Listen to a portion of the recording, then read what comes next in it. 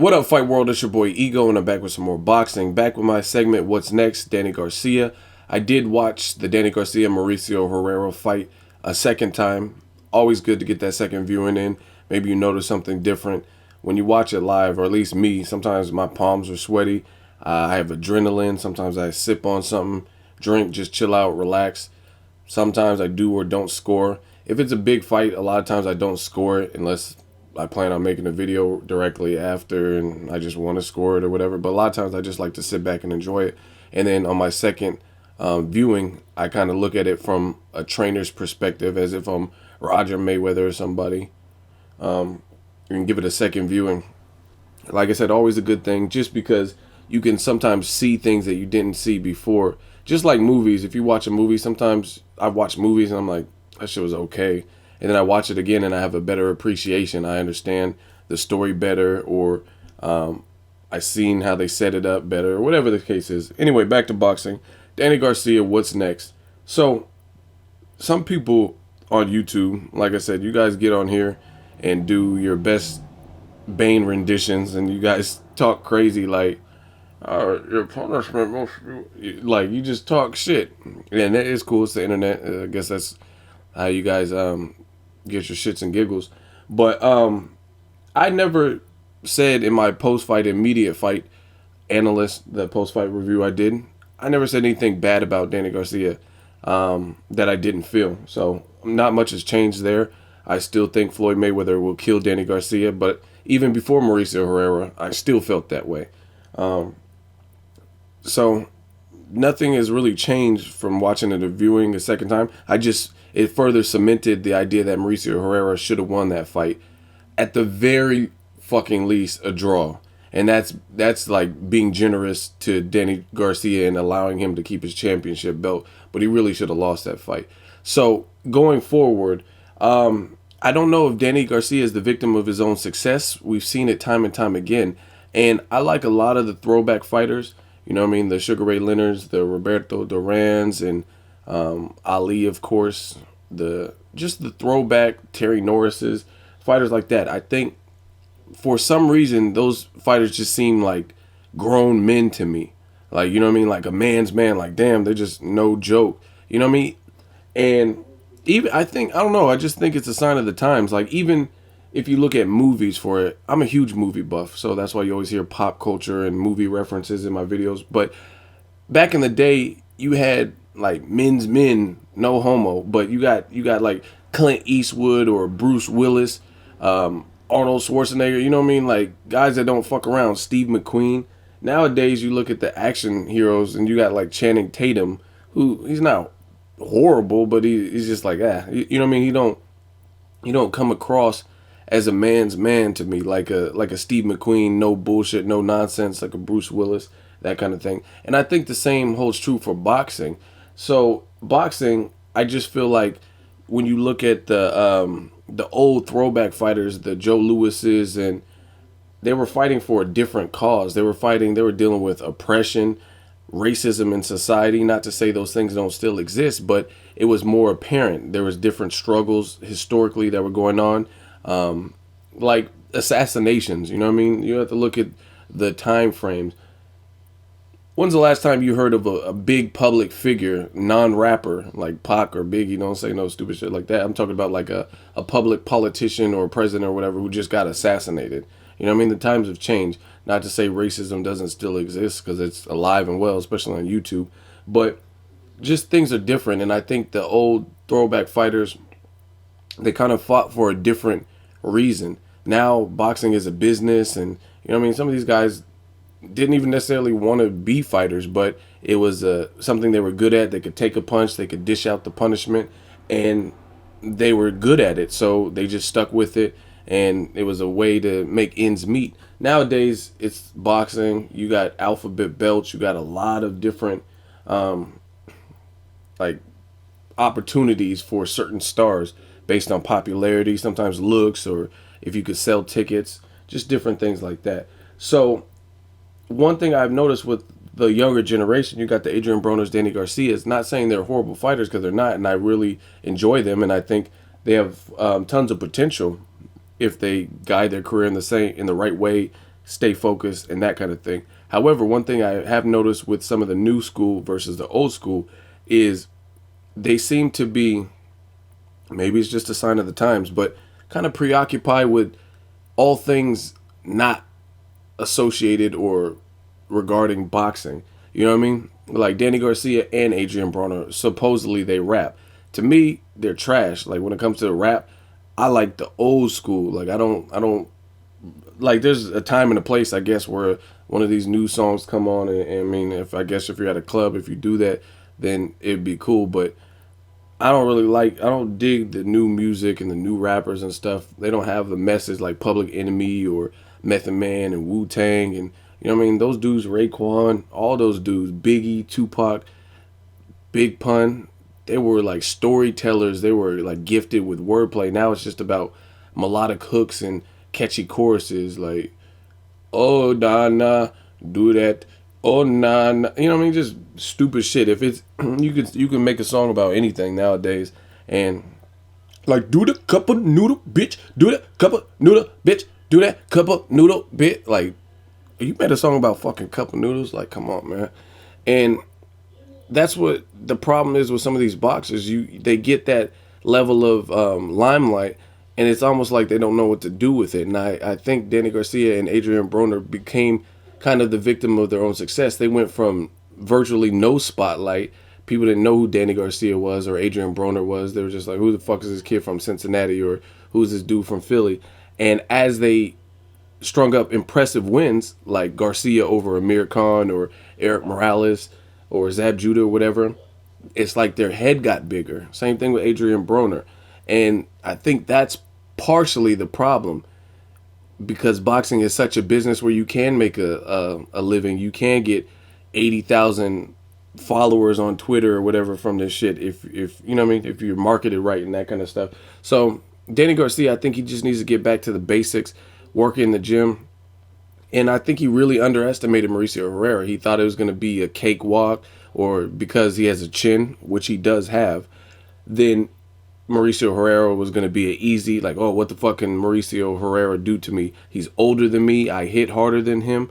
But boxing is so much more than that. It's not just about who can crack the hardest. If that was the case, then I wouldn't even watch half the fights because I can tell you who hits harder out of Bradley versus Pacquiao. But one of the big reasons where I'm looking forward to the rematch, and I was looking forward to the first one, is because styles make fights. Pacquiao struggles against pure boxers. So if you're talking just pure punching power, Timothy Bradley has no chance in hell. The reason he has a chance is because he's a clever boxer. He's crafty. He knows how to have a high work rate. He has good stamina. He has good ring generalship, which evens the score. He's an accurate puncher. He's a counter puncher. But in pure power, when you look at pure power, he's nowhere near a Pacquiao level in terms of who hits harder. So, I don't know. I guess Garcia underestimated Herrera and thought he was going to make easy work. Herrera is not, and I told you this in my prediction, he's not the type of guy that's easy to look good against. And you let the older veteran out hustle your young ass. And that's like something you need to work on in the gym. You have to be prepared to, it's like some of the new school fighters as well, especially Broner. I'm not going to put as much on Danny Garcia, but I think him too, especially Broner. It's like they're so caught up with trying to be flashy that they want to pose for a picture after, you know what I mean, they land a shot like, bop, and then they stop. Like, you don't stop, you keep going. I mean, simple as that. I don't understand why some of these, it's like they want to admire their work. You know what I mean? You have to just keep working because that's exactly what the fuck Mauricio Herrera was doing. He was out hustling you. His work rate was high. He was literally ruining your life with that fucking jab. Such a simple punch, and the jab is an underused, underappreciated art in the sport of boxing. If you have a stiff, strong jab, that sets up a lot. Like, that's how he busted his nose the fuck up in the later round, just off of the jab, just jab, jab, jab. And Mauricio Herrera, one thing that I really like, he's just giving him so many different looks. If you watch the first couple of rounds, he was doing what Floyd Mayweather. Floyd Mayweather is really the person that I seen really use this punch to perfection. In the Zab Judah fight, if you guys remember that fight, Floyd Mayweather was like losing some of those early rounds against Zab Judah, and he redirected his game plan and adapted. And one thing he did beautiful was he seen Zab Judah was perhaps quicker than him or very athletic himself, and he needed to slow that shit down. And Floyd Mayweather started jabbing to the body, which was beautiful. He did it against Robert Guerrero a little bit, but I wanted to see him do it more, and I think he probably could have stopped Robert Guerrero, in my opinion. But in the Zab Judah fight, he did it to perfection. He was just like bop, bop, jabbing to the body. And that same type of punch and that style, I seen Mauricio Herrera doing to Danny Garcia in the early rounds. People don't realize, like, it may not look like much, and some people are arguing, should you score a jab? Yes, it's a fucking punch. It's landing, and it's frustrating you, and he's out hustling you. So why wouldn't you score it? You know what I'm saying? It's like, I don't know, man. If you go into a store and you're shoplifting, but no one's paying attention, does that mean you're not shoplifting? No, you're still fucking shoplifting. You just, no one's paying attention. So yes, a jab counts as a punch. It's a scoring punch. Not saying it's doing the most damage, but honestly, I couldn't really tell you that Danny Garcia was convincingly more powerful because Mauricio Herrera looked pretty damn strong in there. Not saying he was. I would say Danny Garcia's shots sounded louder and seemed like they packed more of a thud, but I mean, they weren't deterring Mauricio Herrera. He was still coming forward. So I know he has a chin. He was just coming forward and he was just eating them like it was good. And he was causing Danny Garcia to miss a lot. So all around, a very shitty performance from Danny Garcia. I firmly believe that. It was a good fight, a good learning lesson. This is pretty much Danny Garcia's Mayweather Castillo. This is his Pacquiao Marquez. This is his Adrian Broner, Daniel Ponce de Leon. This is going to be that fight that fans bring up in the future and hold over his head like, yeah, you shouldn't have won that. You know what I mean? And I really feel like he needs to go back to the basics, and he probably became the victim of some of his success where you're like, oh, I took on the most threatening guy at 140, or so we thought, which was Lucas Matisse. Because when you come to sheer punching power, I don't know who was rating anybody as a better like puncher, more brute force than Lucas Matisse.